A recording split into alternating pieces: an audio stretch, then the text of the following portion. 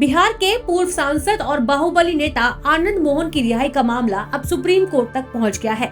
दरअसल 1994 में गोपालगंज के पूर्व डीएम जी कृष्णैया की हत्या के मामले में आनंद मोहन को रिहाई मिलने के बाद अब जी कृष्णैया की पत्नी उमा देवी ने इस फैसले को सुप्रीम कोर्ट में चुनौती दे दी है। दिवंगत डीएम की पत्नी उमा ने याचिका दायर कर मांग की है कि आनंद मोहन को फिर से जेल भेजा जाए। उमा ने बिहार सरकार के नियमों के बदलाव के नोटिफिकेशन को भी रद्द करने की मांग की।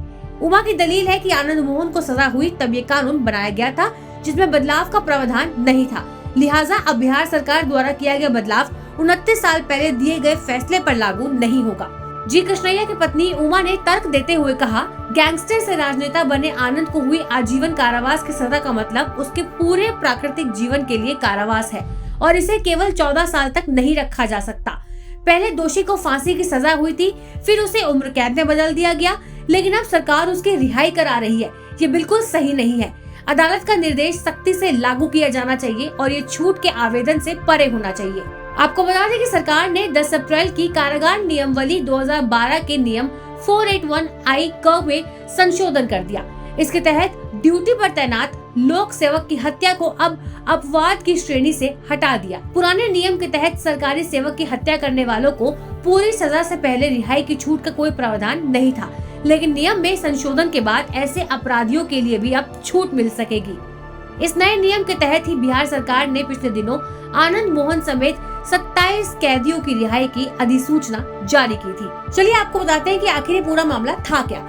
दरअसल बिहार के गैंगस्टर छोटन शुक्ला की 4 दिसंबर 1994 को हत्या कर दी गई थी, जिससे मुजफ्फरनगर इलाके में तनाव फैल गया था। इसके बाद 5 दिसंबर को हजारों लोग छोटन शुक्ला का शव सड़क पर रखकर प्रदर्शन कर रहे थे। तभी गोपालगंज के तत्कालीन डीएम जी कृष्णैया वहां से गुजर रहे थे।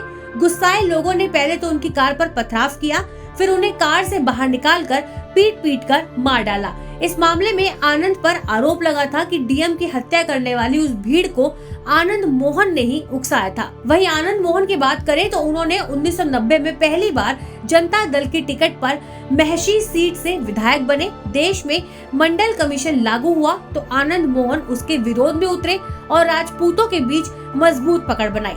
1993 में आनंद मोहन ने बिहार पीपल्स पार्टी बनाई, जिसे स्थापित करने के लिए आक्रामक रुख अपनाया।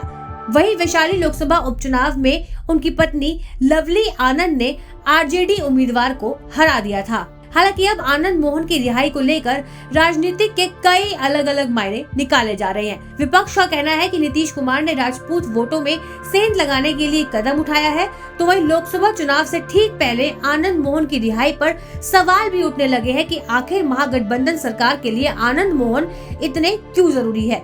बाकी आपकी इस मुद्दे पर क्या राय है, हमें कमेंट बॉक्स में जरूर बताइएगा। शुक्रिया।